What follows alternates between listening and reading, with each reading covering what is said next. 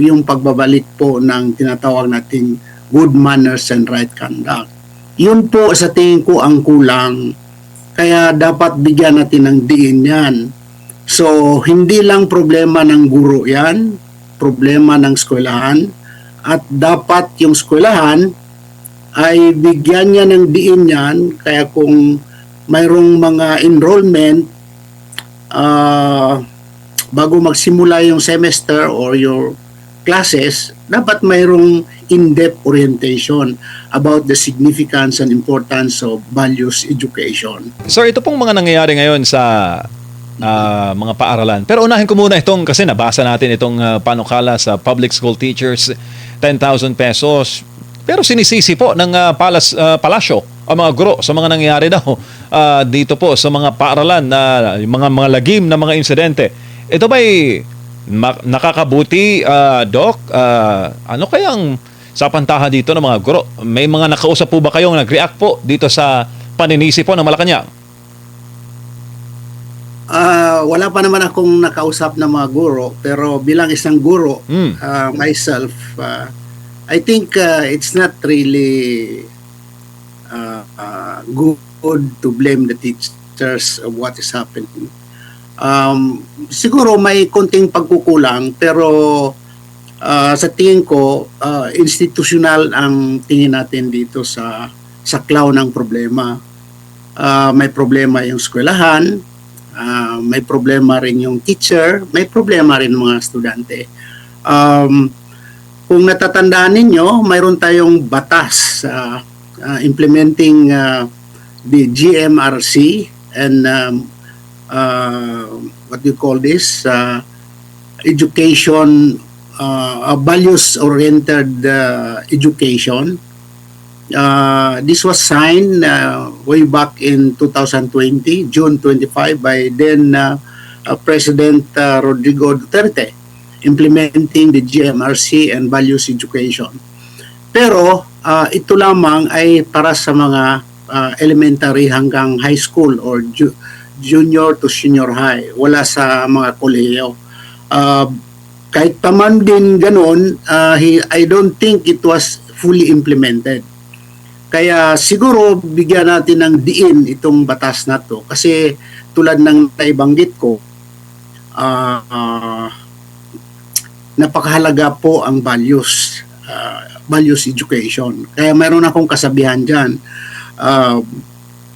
education must be grounded on values. Education without values will not amount to the upright transformation of a person. Kaya sa tingin ko, kaya mga violence, criminality are also prevalent in our country and even in our school ngayon. Ang mga student to students nagpapatayan o pinapatay yung mga kapwa students dahil sa tingin ko kulang talaga yung pagbigay diin sa importansya ng values sa buhay ng mga estudyante. So balikan siguro natin ito at we have to give investment. We have to give investment to our teachers instead of blaming them. Siguro i-orient natin sila, i-workshop natin, gumawa tayo ng formation para sa mga guro nang sa ganun ay magkaroon sila ng equipped knowledge in the implementation of values-oriented education or yung pagbabalik po ng tinatawag nating good manners and right conduct. Yun po sa tingin ko ang kulang, kaya dapat bigyan natin ng diin yan. So, hindi lang problema ng guro yan, problema ng eskwelahan, at dapat yung eskwelahan ay bigyan niya ng diin yan, kaya kung mayroong mga enrollment, bago magsimula yung semester or your classes, dapat mayroong in-depth orientation about the significance and importance of values education. Yun po ang tingin ko. Maliban dyan, siguro, kailangan natin mabigyan din yung isang DepEd. Pero DepEd, order lang ito,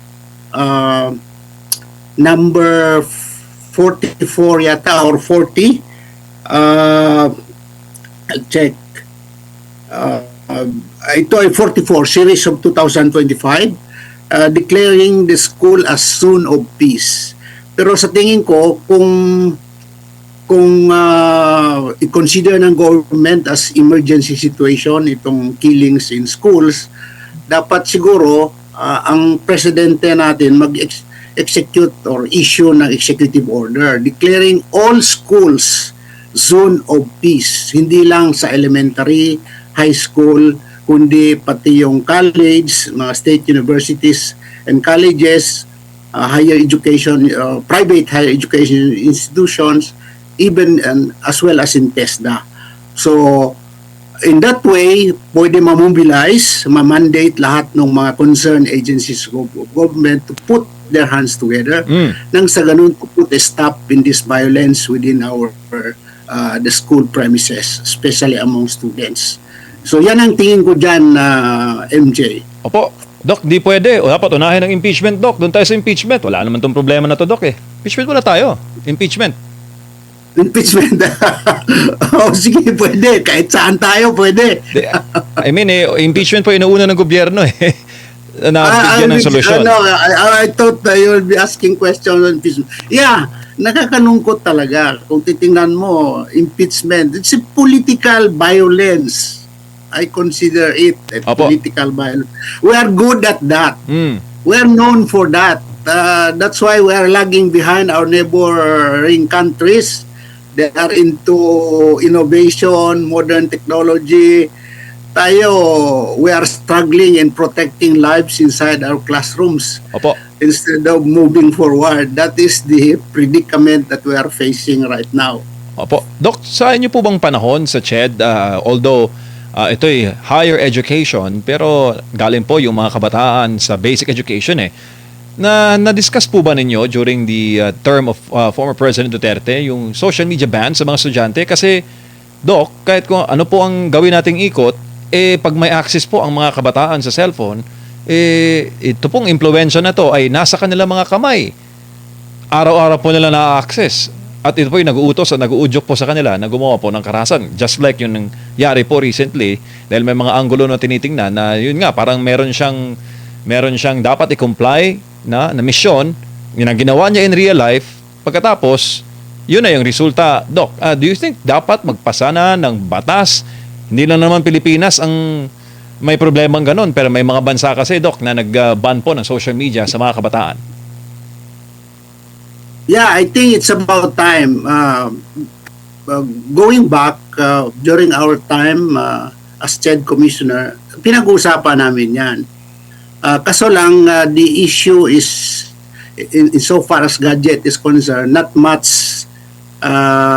controversy as that in the elementary schools. Kasi, so sa college kasi, medyo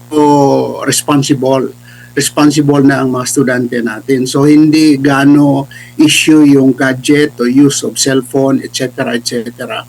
Pero because of, personally, because of my advocacy on peace, as well as putting forward the significance of values education, I propose a CMO number 1, series of 2019, the integration of peace education into the higher education curricula. So implemented naman yan across state universities and colleges, even private higher education institutions. So yun ang maganda dahil kasi kung peaceful naman yung school premises or environment, chances are students can learn better.